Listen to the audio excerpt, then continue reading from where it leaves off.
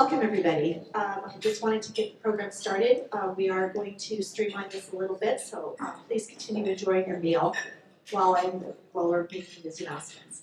So, good afternoon. Welcome to everyone attending today. My name is Kueker-Murphy, and I am the Executive Director of the Colorado Springs World Affairs Council. We're pleased to welcome you to today's program, Women in the New Space Economy, a World Affairs Councils of America Engage America series. This program is sponsored by the International Labor Organization. The organization their goal in supporting this series is to explore a better world of work and exciting new opportunities in emerging industries. So I want to take a moment before we get started to thank our supporters. Thank you to the Richard Petrus Foundation, Tiemann's Foundation, El Pomar Foundation, the University of Colorado Springs, Pikes Peak State College, Colorado College, Colorado Springs Chamber and EDC, SEVA Charter High School, and Fountain Valley School. And I would like to just let everyone know and welcome especially our Fountain Valley students who are here today. And I hope that this is an exciting opportunity for you to learn, because these exciting new opportunities in the better world of work are here to you. You are the people that we're talking to. So today we have the distinct pleasure of hearing a conversation between Claire Sneed, who will be moderating the discussion between these three esteemed women leaders. Claire is a U.S. Department of Defense certified gender advisor, and she currently advances the international and U.S. women, peace, and security law and policy within Department of Defense institutions, most recently as U.S. Space Command Senior Command Gender Advisor. So with that, I would like to welcome Claire, and she will introduce today's panelists. Thank you.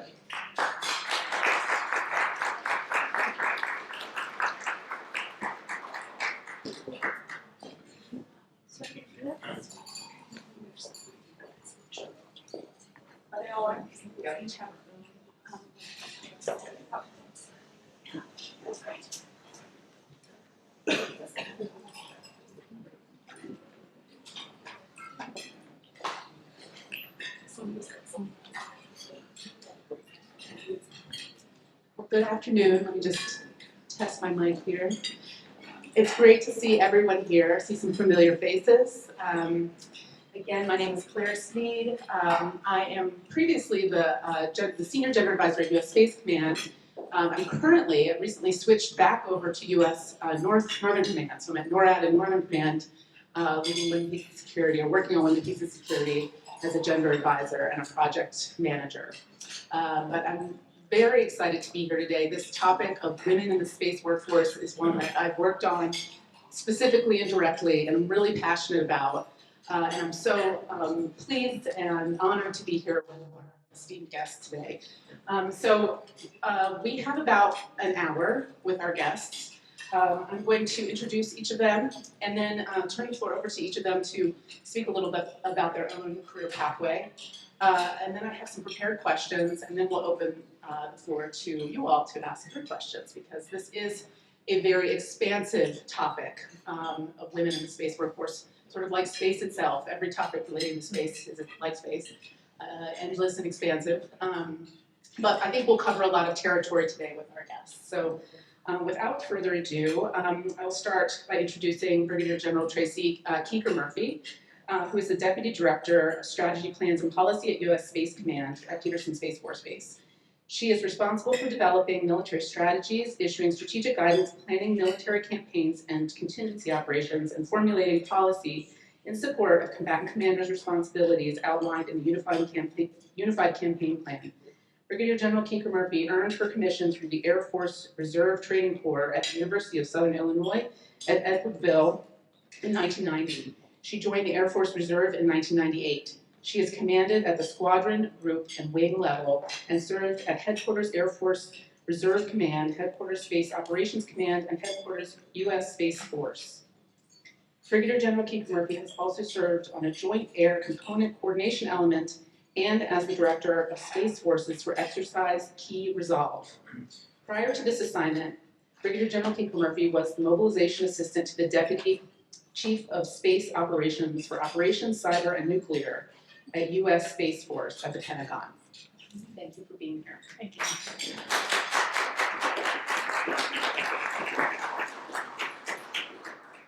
Next, I'd like to introduce Brigadier General Linell A. Letendre. Brigadier General Letendre is Dean of Faculty at the U.S. Air Force Academy here in Colorado Springs. In this role, she commands the 750-member Dean of Faculty Mission Element, the annual design and instruction of more than 500 undergraduate courses for 4,000 cadets across 32 academic disciplines.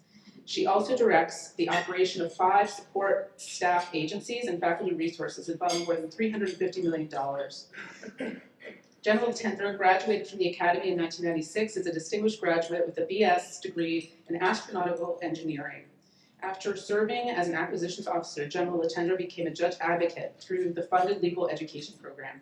She graduated from the University of Washington Law School with high honors and was named to the Order of the Cloth and the Order of the Barristers. She is barred at the U.S. Supreme Court, the Supreme Court of Washington, the U.S. Court of Appeals for the Armed Forces, and the Air Force Court of Criminal Appeals. Prior to this assignment, she served as the permanent professor and head of the Air Force Academy's Department of Law. General Letendre previously served as a judge advocate, the staff judge advocate at Scott Air Force Base, and also represented the Air Force in appellate review of an all courts martial as the Deputy Chief Trial and Appellate Counsel. Additionally, she previously served as the legal advisor for the DoD Comprehensive Review Working Group, where she advised on legal and policy issues surrounding the repeal of Don't Ask, Don't Tell. She also defended the Air Force in a range of federal civil litigation involving military personnel, served as the Chief of Strategic Communication for the Judge Advocate General, and defended airmen as an area defense counsel. Thank you so much.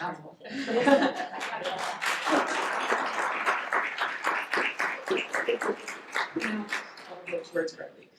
Last but certainly not least, we have Mrs. Dawn Conley, who is the Senior Executive Director of Catalyst Campus for Technology and Innovation here in Colorado Springs.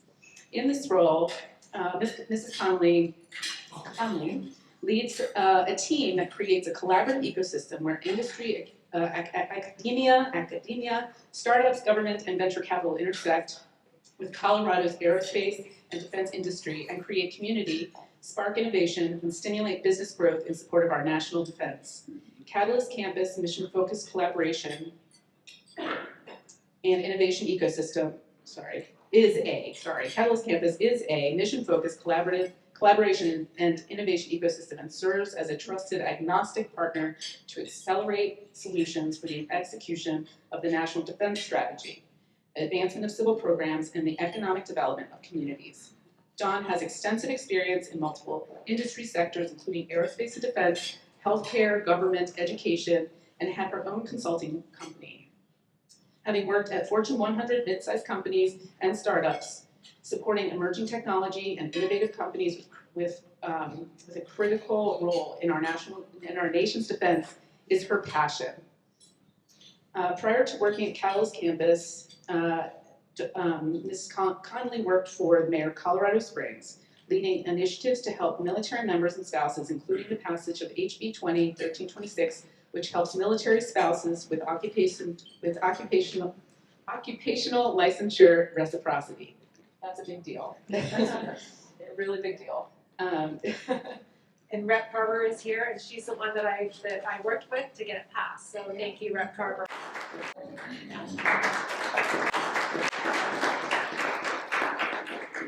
As the wife of a retired military member, she understands the challenges and rewards of being a military spouse.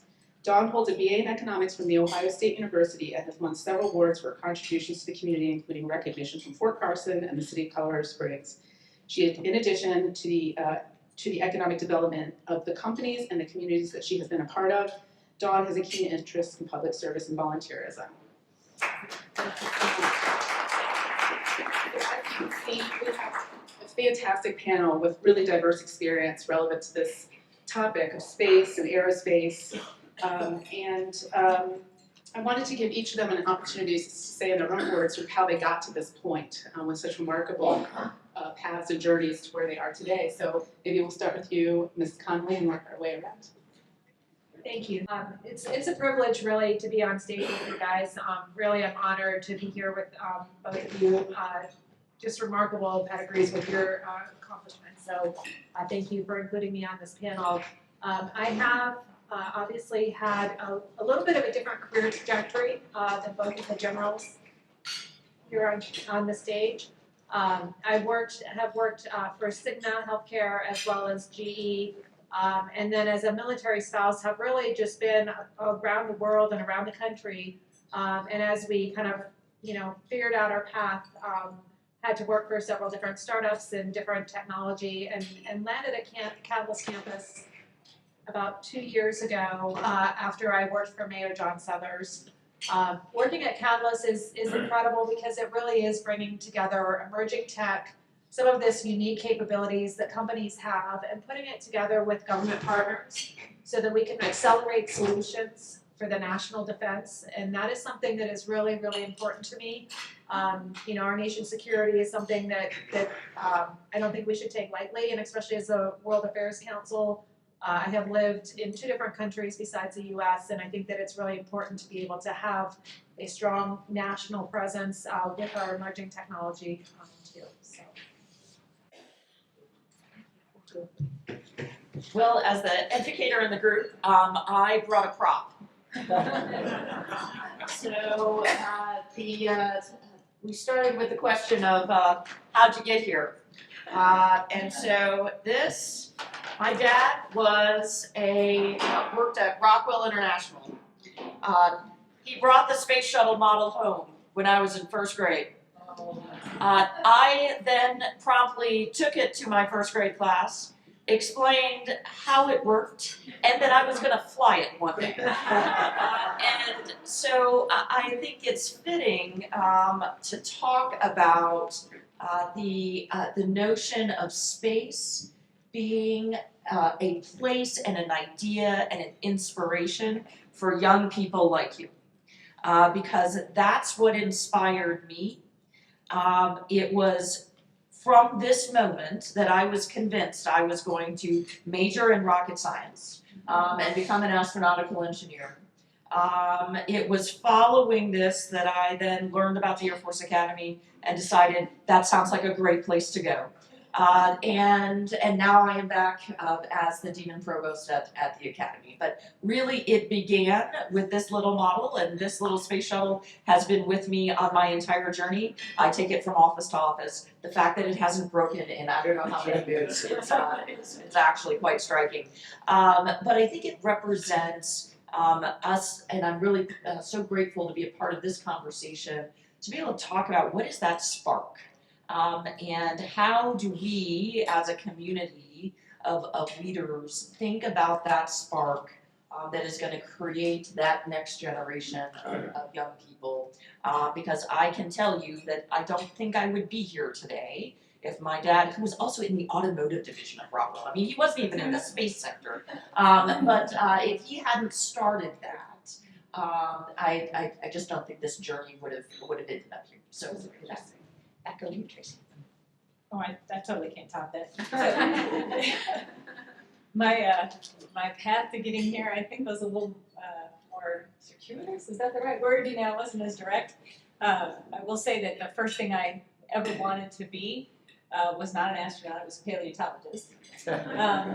And I, thought about being an astronaut though. And actually, as I studied geology, because I did end up going to college to study geology, I found that I was super fascinated with all the NASA work that was going on in studying the solar system. So, but at the time, never really thought I would be in the military. I didn't come from a military family. But after I graduated from college, I felt like I wanted to be a part of something bigger than myself. And this is something, again, for young people to think about. Never thought I wanted to be in the military, but I kind of felt like there was something, right? So I thought about joining the reserve at the time when I was in college. I thought about kind of joining afterwards. And it's a long story, but I finally ended up in ROTC at Southern Illinois University at Edwardsville, getting my second bachelor's degree, and then ultimately a master's, second in geography, and then got a master's in geography. So again, not a rocket scientist at all. So I started out in the Air Force as an ICBM officer though, intercontinental ballistic missiles, I can't remember what it's called. And then there was a way to connect with the space community. So I ended up going into the reserve after my second assignment where I did a career broadening tour as a social actions officer, so equity and diversity and equal opportunity. So I touched on that. My husband and I were getting ready to get sent to 2 different locations, and so we both decided to join the reserve. I'd like to say the rest is history, because what happened was I ended up coming into the reserve in a fledgling organization called the 310 Space Group out at Schriever Air Force Base at the time.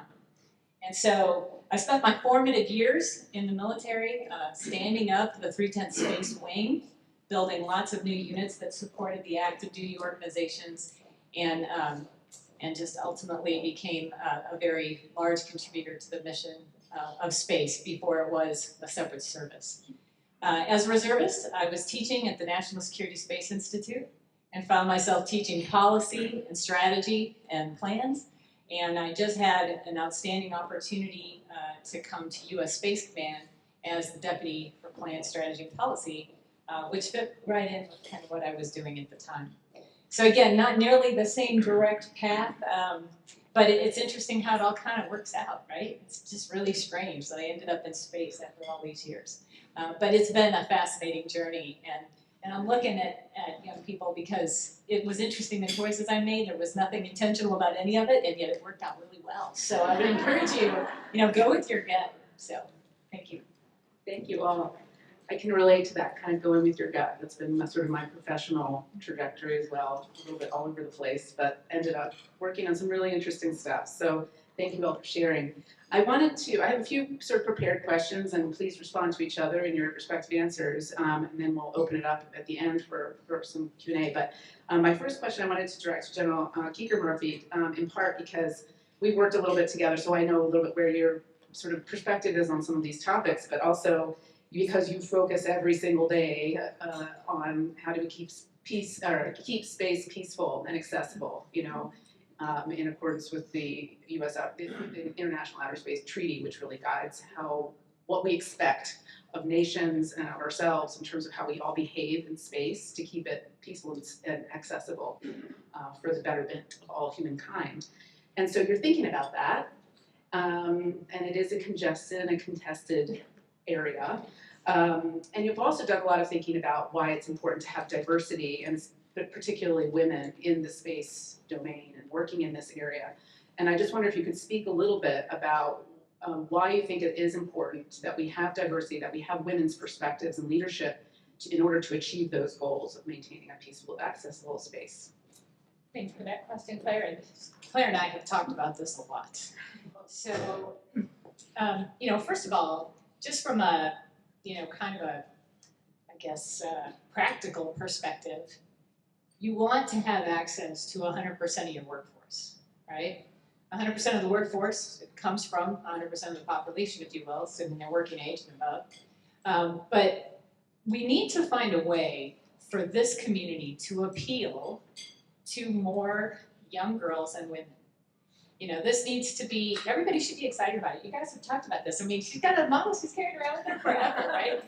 Be excited about the future, about the adventure, about the new frontier, right? We need more people to think about space that way. It's not a military domain. It's a new place for humans to go, right? But we need 100% of the workforce to be interested, because it's going to take a lot of work, for us to get out there and for us to do things. And so we have to find a way to be appealing to 100% of the workforce. But it isn't just about gender diversity. I would say it's about thought diversity, because space is hard. You guys have probably heard that before, right? General Reagan started that a while back. Space is hard. It takes a lot of, creative and innovative thinking to solve some of the challenges of space. And different people think differently. Back to gender diversity, I'm sure you guys are all familiar with the fact that men and women think differently. I mean, I certainly know that my husband and I will go about solving the same problem in very different ways. I don't have a prop, but I did have an example. My sister recently told me about how she fixed the kitchen cabinet, a door had come off the hinge, by using some wood glue instead of getting out a tool and screwing it back in. If you're a hammer, everything's a nail, right? And so some people will automatically go to the tool. Well, the problem was the frame of this cabinet had kind of rotted out. It was pretty old and was going to require reframing and all that kind of stuff. So she did a bunch of wood glue, glued the hinge to it, and called it good. Her husband about lost his mind. Because that is not how he would have solved that problem, you know. But that just goes to, that's a pretty tactical, kind of low-tech, you know, kind of example there. But we need that kind of diversity of thought. There are multiple solutions, multiple options for solving problems, and we need that in the space community, maybe more than anywhere else because it's all brand new. And then from a human perspective, think about how thousands of years of human culture on this planet have resulted in places where 100% of your workforce is not available to you, right? Because culturally, we have made decisions about some parts of our workforce not being qualified to do jobs or not being in a position to be able to do those things. So with space, we have an opportunity, a beautiful opportunity. Right now, I think there's 8 cultural instances on orbit. There's about 8 people up there, right? On the International Space Station and the Chinese Space Station. It's much easier to change culture when there's only 8 small instances of culture than it is to change thousands of years of cultural norms and beliefs that have resulted in the kind of societies we have today, which is to overcome some of that history is really hard. So we have an opportunity. Space is new. We don't have any conventional beliefs up there yet. Let's start it the right way, right? And so we don't have to overcome those challenges. So I'd like to see us do that. That's, you know, Traci's nirvana state, if you will. But I think there's an opportunity, and if we get after it now, we'll be in a better place. Traci, I loved what you said about that idea of thought diversity, and that we need not only, you know, young girls and young boys, you know, women and men who understand space and also understand space from different perspectives. So while I was an engineering major, I became a lawyer. People are like, wow, you know every joke now, right? The lawyer jokes and rocket science are above every joke. But what it really allows for is an ability to talk across a spectrum of disciplines. And so I know we're going to focus a lot on the importance of STEM, the importance of understanding of STEM, but I need lawyers who understand the STEM side and who can explain orbital dynamics, because they're never going to be able to solve or answer a space law and policy problem if they think that spacecraft move the same way as aircraft. And likewise, I need engineers and scientists to also understand something about the law and policy side.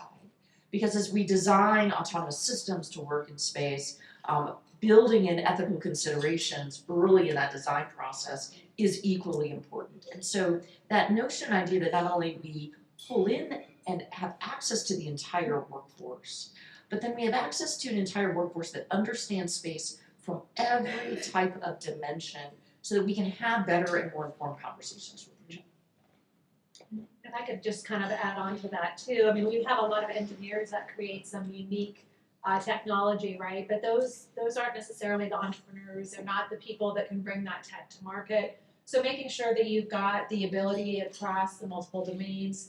So everything in space is not going to be about physics, and it's not going to all be about just one type of science. It's a multi-domain kind of domain. So, you know, needing those extra skill sets and having people that can commercialize different products, be able to get the IP to where it needs to be. Those are all important skills. And so as you're looking at your next career, as you're looking at, you know, kind of things that interest you, it doesn't necessarily have to be about the, you know, the physics part of it to be in the space arena. So just make sure you consider that, because we need lots of creative ideas.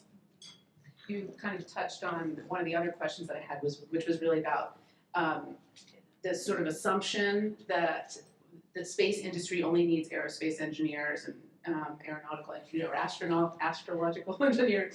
But this past year at the Space Foundation Space Symposium, a lot of the discussion was about building the space workforce.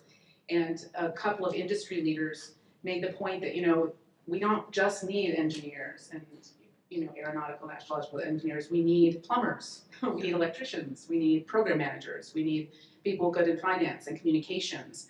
So, you know, to me, that sort of opens this whole new world of ideas about how, or what we need to build this industry, not just on the defense side, but in the commercial sector, in terms of, you know, human development, terrestrial development. And so how can we, you know, here in Colorado Springs, for example, which is sort of poised to be a a national, if not global leader or a hub for the space industry, how can we encourage young people that are in a lot of different fields to think about space as an option? So thank you for touching on that. So you've painted a picture of what the Shangri-La should look like and what it needs to be and what it can and kind of must be. But there's still challenges, as we know. And according to the UN Office of Outer Space Affairs, women have only occupied about 20% of space economy jobs pretty steadily, about 20% for several years. And so that hasn't really gone up. You've seen that number increase, but not in the space sector. And so I wanted to direct this to General Letendre, but anyone can speak to it, of course.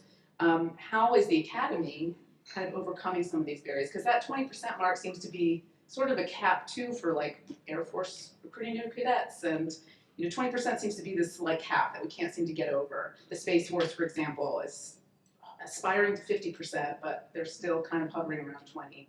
So over to you, ma'am. Thank you. First, we're beating the cap at the Air Force Academy. So our cadet wing is approximately 30% women, but that 20% number is also a similar percentage that we see in STEM degrees in higher ed as well. And so while colleges and universities writ large in the United States are about 50-50, slightly actually more women go to college than men, we see on the STEM side of the house that when we look at STEM majors, that then declines to that kind of 20% similar type of statistic. I'm pleased to say that first at the Air Force Academy we have more engineering majors than most universities in terms of raw numbers. So we're beating the percentage there. And then actually a full quarter of our STEM majors are also women. And so beating the national percentage there. I'm only going to be happy when we have 30% or higher women at the Air Force Academy, but then half of the STEM majors are women. So that's but the interesting part though is, so you asked about how do you work on barriers, how do you work on both recruiting and retention. Interestingly enough, our women retain at a higher percentage than our men do in our STEM majors. So that tells us when we do barrier analysis and try to understand where are the places that we need to work at the Air Force Academy, our job is how do we get them into the majors in the first place. And so we took a look, and we took a hard look, and what we noticed is that all the pictures that we have on the walls, the examples that we give in our classrooms, boy, not looking very inclusive.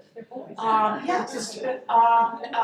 And so we had a focus actually this entire fall on building inclusive hallways, inclusive classrooms, exemplars, not just across gender lines, but also across all racial and background and cultural lines. So when you walk down our biology department hallway right now, or our math classroom hallway right now, you see exemplars across centuries, across countries, across gender, so that all of our cadets know and can see themselves, oh, I can do this.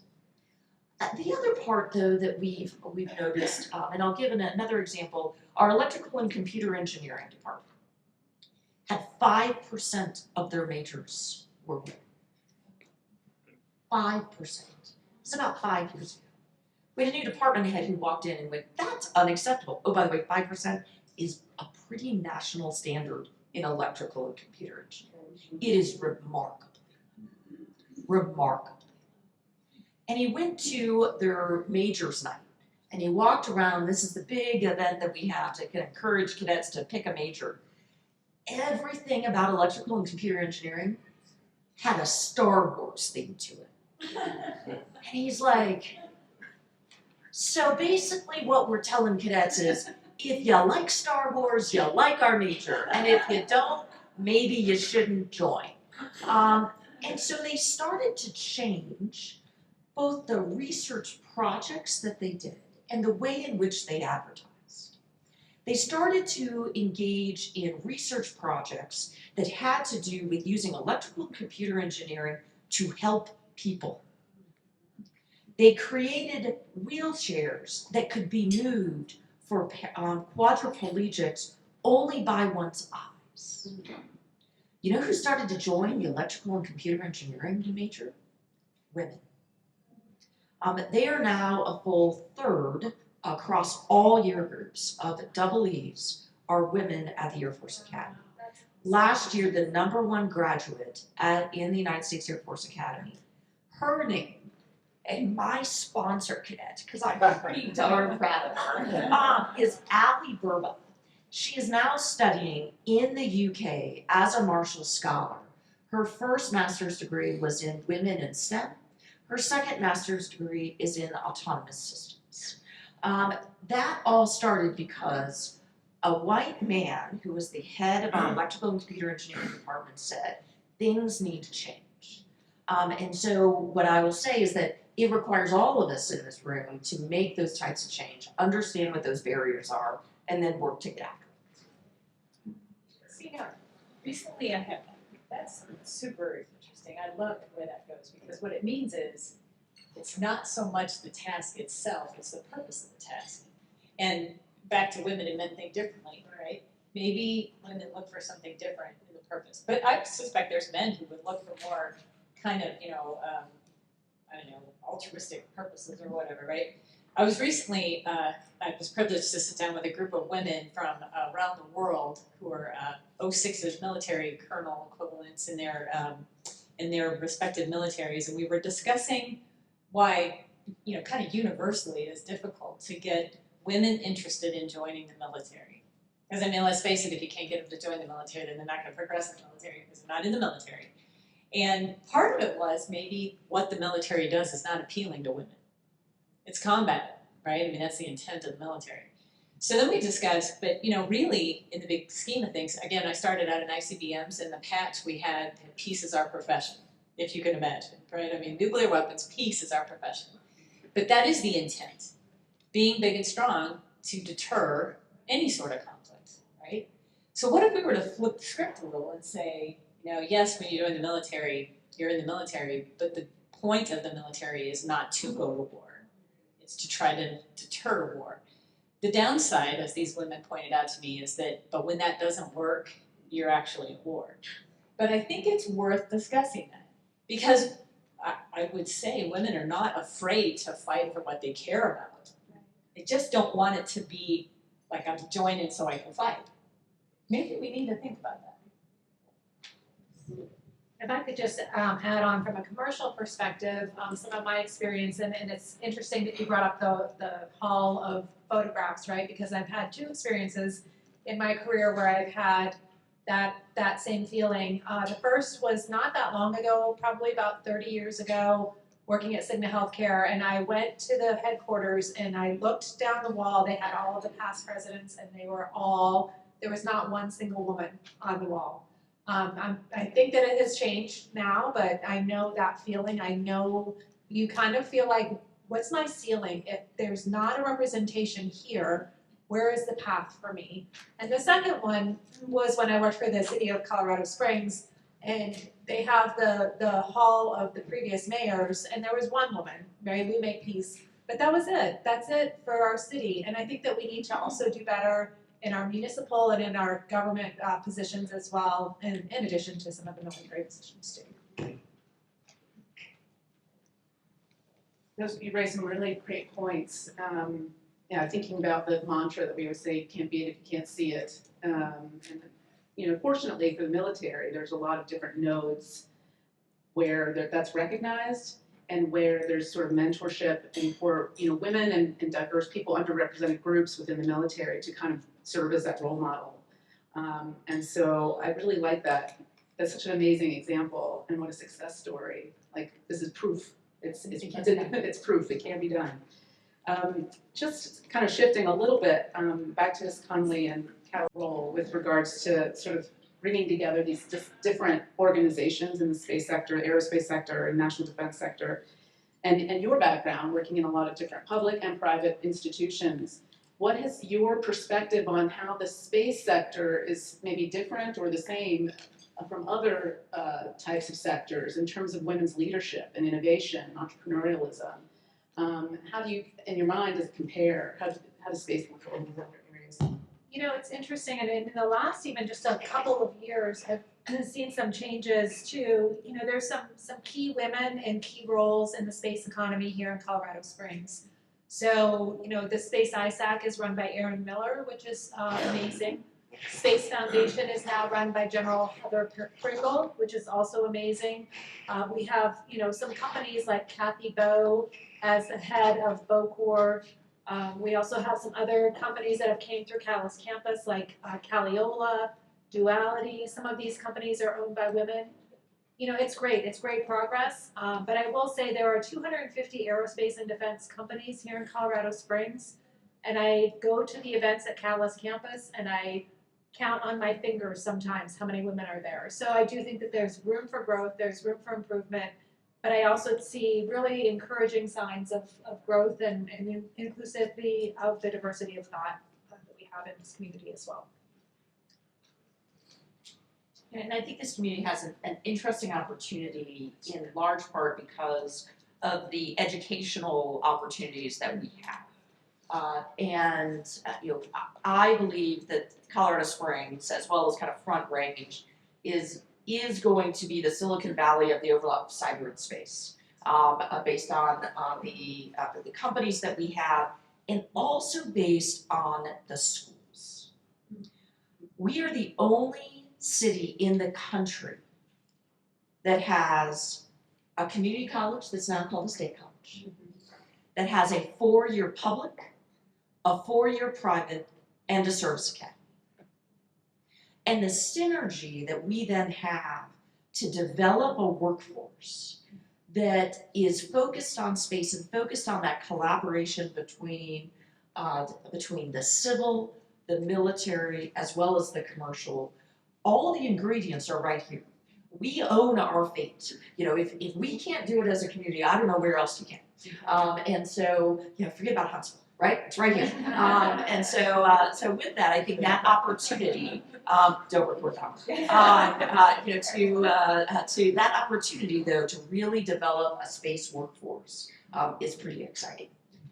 You know, and I'll just add on to that slightly too. I mean, I think it is, I agree. I think we have all the ingredients for a space economy. It's so exciting and we've got everything here when you look across our community, but there's a lot of room to grow. One of the things that we've done too is that we've won a 2-year NSF grant. So we, Callis campus was the prime, but we partner with USAFA, we partner with Pikes Peak State College, UCCS, the Chamber of Commerce, Exponential Impact, Space ISAC, NCC. So those are some of the space assets that we have here in our community. And our goal is to get to a 10-year, $160 million grant that really creates this aerospace and defense economy and an engine here in Colorado Springs. And I agree so wholeheartedly. We have all the ingredients. We have the STEM. We have room to grow, though. We'll say that. Yeah, there really do seem to be a lot of resources, and maybe just connecting those dots between the industry that is here and the universities that we have and the growing talent that we have is a growth area or an opportunity for the World Affairs Council. And speaking of the World Affairs Council and a global perspective, for all of you, and I know Callis campus, for example, hosts a lot of international delegations in exchange. General KM and I have had the chance to engage with a whole myriad of international partners on this topic. And I wonder if you could speak, ma'am, a little bit about just your thoughts on where the opportunity is, you know, on this topic of women and diversity and building our institutions in the most capable, operationally effective space institutions that we can.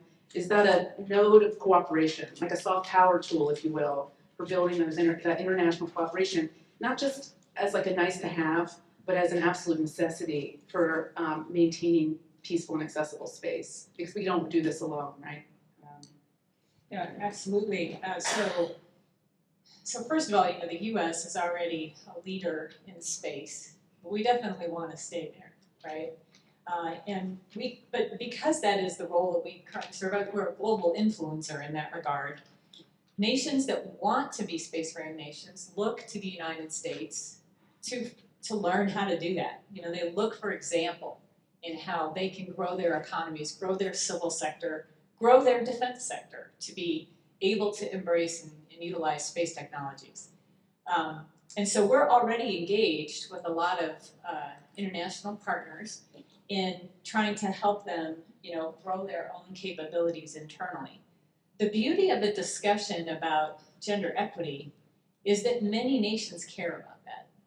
Many nations care about grooming their workforce, a diverse workforce, and in particular a gender diverse workforce. And so we can model that behavior, and we already do in some regards, but that 20% cap is something we need to continue to work on, and I love that we're making progress on that.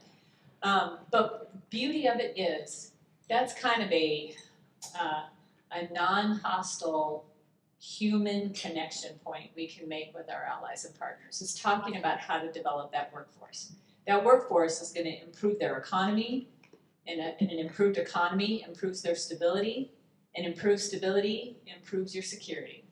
So just talking about having a diverse workforce that's capable and can do things for your country gives us an opportunity to make friends, right? And be a partner of choice. There are many, many nations, you'll have to tell me the exact number, 160, 50 some, that have women, peace, and security initiatives. I mean, there are many more, but there's 115 countries that have intergovernmental women, peace, and security national action plans. So these are 115 countries that actually want to make a difference in regard to this, in regard to incorporating women. And then space, of course, that's the new thing. So you can connect those dots. So that's the first thing, is it gives us common ground, a place to start where we can grow a partnership. I would say that also the beauty of doing that broadly and partnering and being the partner of choice, being the example, allows us, you know, to show transparency, to show partnership, to show the desire for a peaceful, secure domain.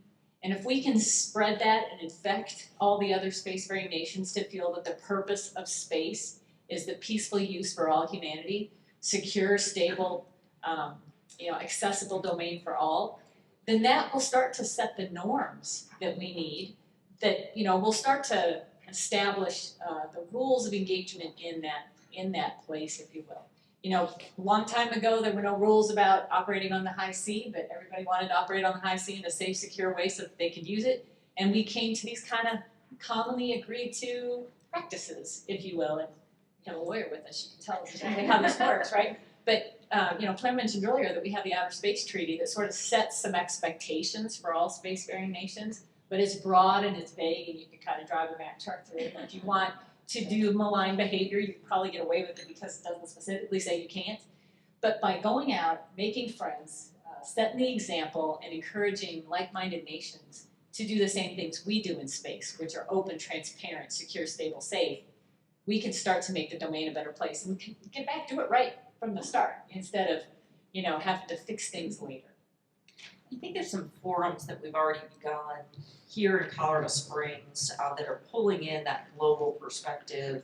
One obviously is the Space Foundation's annual conference that pulls in international partners down at the Broadmoor each and every year.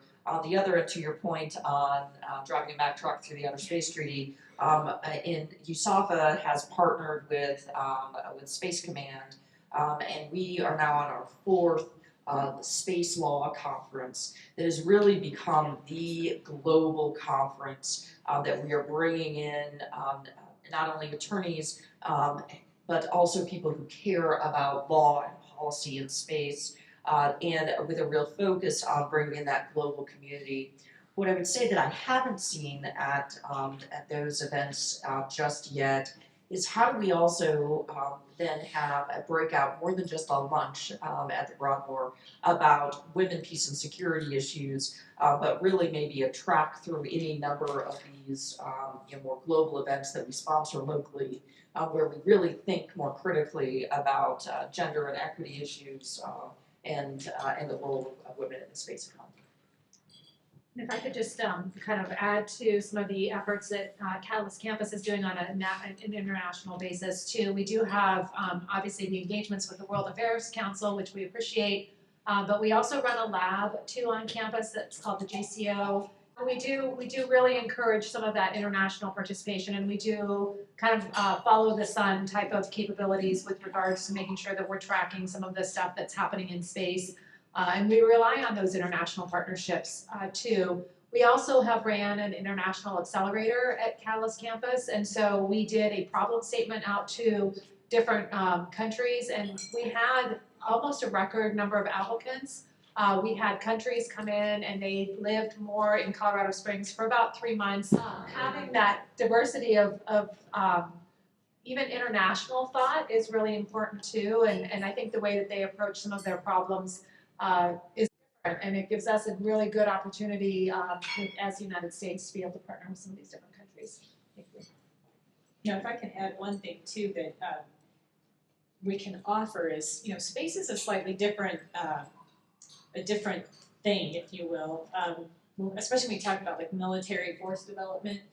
We even in this country had to overcome the sense that women couldn't do all jobs in the military. It took a long time for us to get all the jobs opened up to women. And part of that was because I think there was, remember we talked about thousands of years of preconceived notions and traditions, but there's a physicality to being in the military in some cases, maybe it seemed like you needed a bigger, stronger, person to do something. Although archaeologists are finding a lot of women warrior tombs lately, so I don't know if that's ever been the case.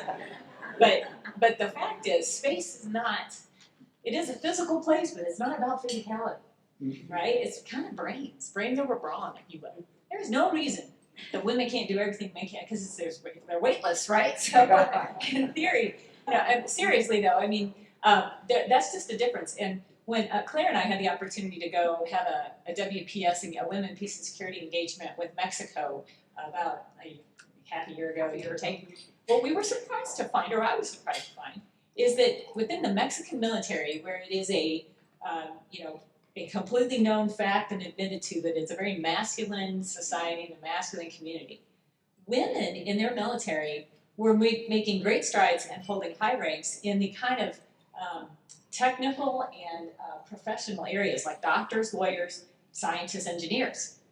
Why can't you grow women in the space community then? Because that's right where we are. So that's another reason that partnering with nations helps them figure out how do they embrace 100% of their workforce and bring it in, the things that drive their economic engine and their security engine. And I think that that's the difference space can make too. It's just a different place. One, we don't have any preconceived notions there, I hope. And two, physically, we can do things differently. I love that message, the idea that, and what I find so intriguing about space is that it's really like this fertile ground for doing things differently, and it is the future. And it touches on every single aspect of human life on Earth. I mean, you can't really get through a day without interacting with space in some way, whether it's your cell phone or pumping gas at the gas station or Task orientation, right? Yeah, I love that. We're running a little bit but I think you're able to stay a little bit longer. So let's turn to questions from our Do we have just an exit song, or is this the one? This is. It's just the one. I can make it around if necessary. I know we're running short on time. I think General Kim can stay a little later. So I think you can stay about 1:15. 1:15. Okay, any questions? I think we can do just 1 or 2 questions. Jan? Could you address just a little bit further the issue of space law? And what is the status of it? And can we assume the U.S. is a leader? That's a fascinating question about what is the status of space law. It's up in orbit. It is primed and ready. So there have been, in the cyber domain, and I'll just use this by analogy. In the cyber domain, there was a great international effort that went together to create essentially a cyber law manual that many countries agreed to on what does warfare, what does aggression look like in cyber. We began to do the same type, the global we, the countries around the globe, began that same type of approach in space law.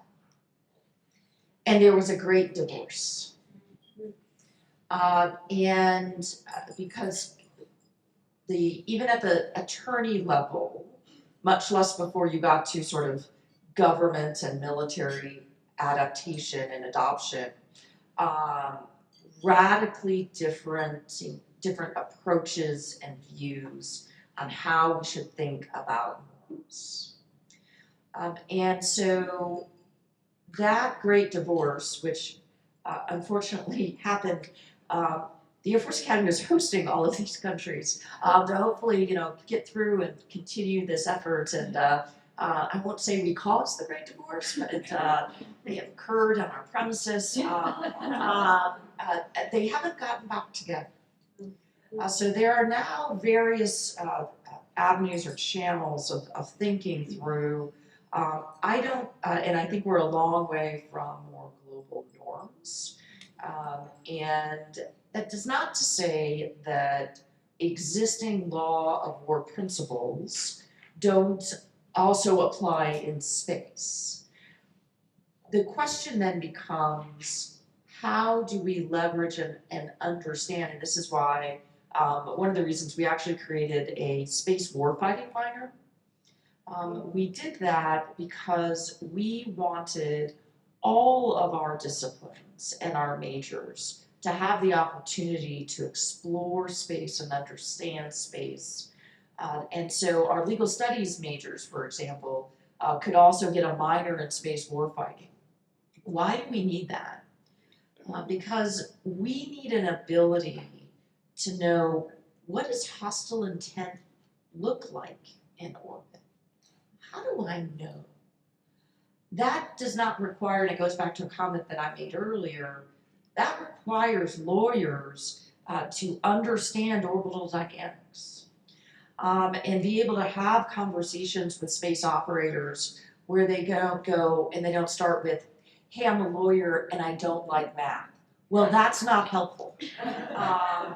And so that willingness to both understand both sides of the hemispheres and those various disciplines. I'm not doing a good job of answering your question because essentially there's a lot left to figure out. And one of the reasons why the Academy is partnered with Space Operations Command is to try to continue to move that conversation forward, not only from a military and law of war construct, but also from a commercial construct.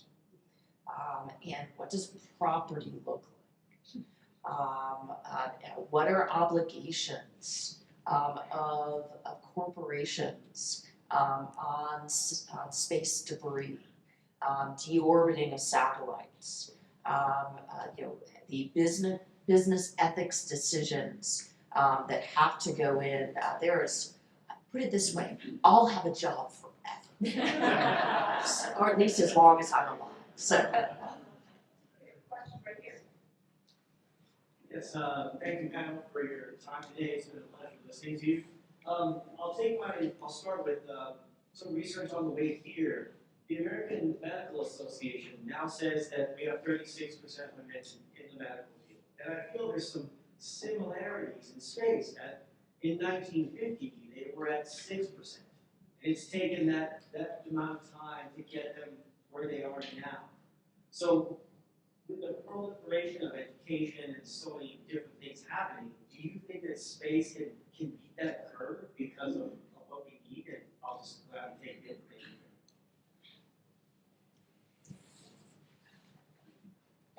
I'm happy to start. So I think we can, and I think it actually starts earlier than high school. So here's what I say, and Ilea hears it all the time because she hangs out with me a lot. She's my CAG director. Every time I see a little girl, I say, and what's your favorite subject in school? And if I don't hear the word math, I say, and math, right? I say, and I need you to do me a favor. I need you to love math. I need you to love math. And I need you to love math all the way to college. And then you can make up your mind to do anything else, because if you love math, you can do anything. But if we don't start in a elementary school, and if little girls grow up thinking, I can't do math, we don't get space lawyers, we don't get space doctors, we don't get space biologists. And so my ask of folks is, when you think about K through 12, STEM education and outreach, how do we do more of it? We just did actually a space STEM outreach in K through 12 just this last week. If you didn't hear on the last solar eclipse, we had something up at our planetarium where you could actually take a look at it through telescopes. And then we had women cadets who were majoring in physics talking about the importance of math. And so to answer your question, do I think we can bend the curve? Yes. But I think all too often we talk about bending the curve and we talk about what are college majors. We're way too late. I'm so glad, if I could, because I just was talking to my mother yesterday about this, and she was saying, it's interesting because when you were in school, middle school and high school, you had all these friends who were super good at math and science. And when I asked them what they wanted to be when they grew up, it had nothing to do with math and science. So the question was, are they opting out of it because they have other things they want to do, or is it because they're not being encouraged, or there's barriers existing in the classroom? So I'm glad you raised that really important point, especially because I have a 6-year-old who's really good at math, so I want to encourage her. I'm curious, so you're exactly right that it starts really young, right? We have to think about this. This doesn't have really anything to do with space, to be honest with you. This is about being a country that leads in the world, because technology, whether it's space or it's on the planet, is what makes the difference between a world leader and not a world leader, right? Absolutely. And so, I think that many of our space companies struggle even to find the workforce they need. We just don't have enough people that are interested in math and science to do good for the country in whatever kind of job that is. So I like what you said about, if you're good at math, you can do anything you want, really. And then we can help grow our economy, whether it's in space or other technology areas, or just the betterment of society, right? So even if you don't think about it in technology, think about all the things that are necessary to make life pleasant on this planet, in this country, right? Clean water, well, that requires some engineering solutions, right? Because it doesn't just happen.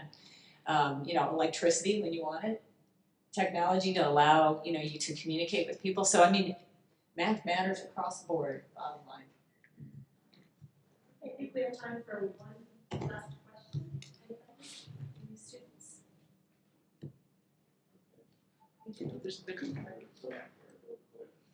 Go ahead.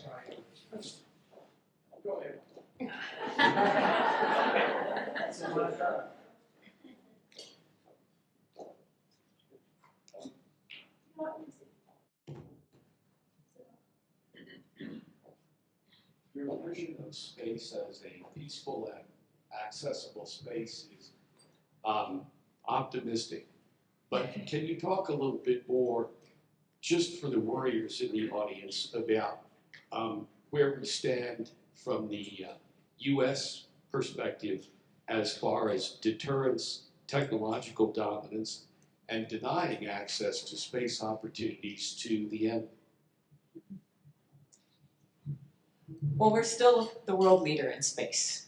So if you want to talk about who has the best technology, it's still the United States.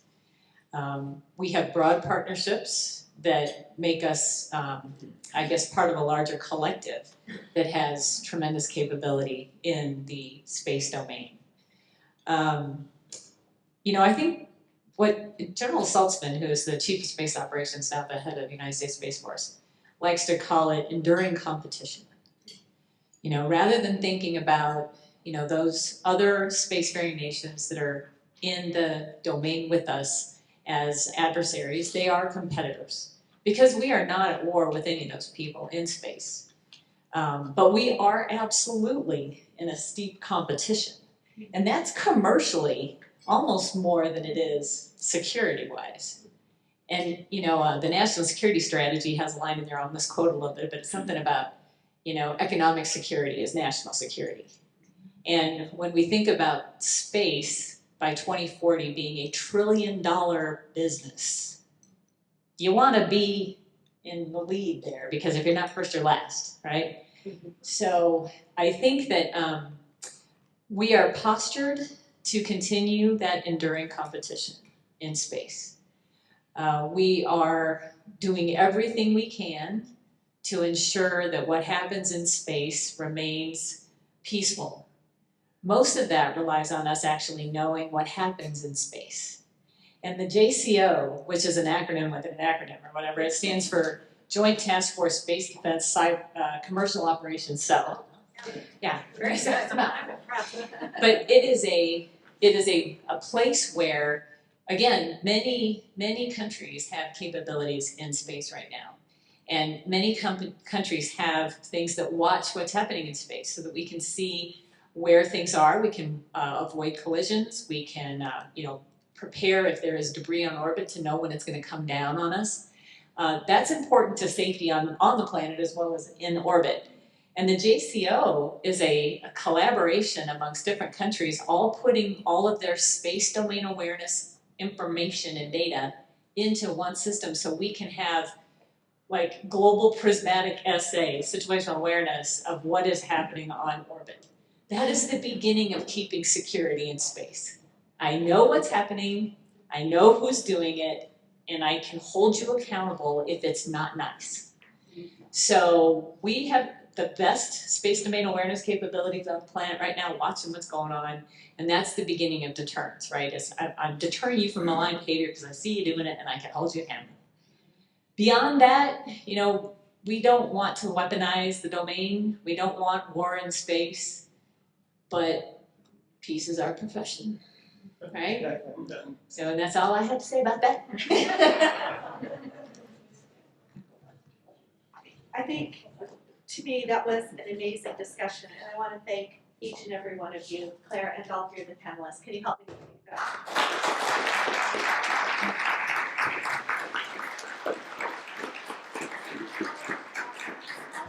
Each one of you, I think, the audience here will know what it is, but I hope that you will remember us as an organization. Here you go. You and these two. Thank you again. And,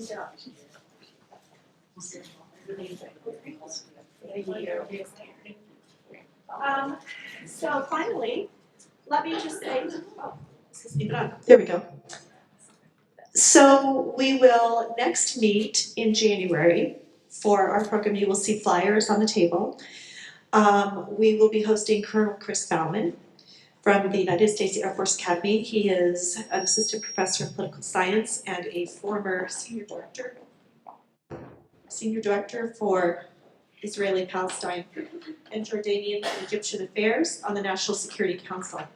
The title of that program is The Israel-Hamas Conflict, How Did We Get Here and How Do We Go Forward? So that registration is now open online, and we hope that you'll join us. I hope that you all have a wonderful holiday season. And so I look forward to seeing you in January. Thank you for being here today.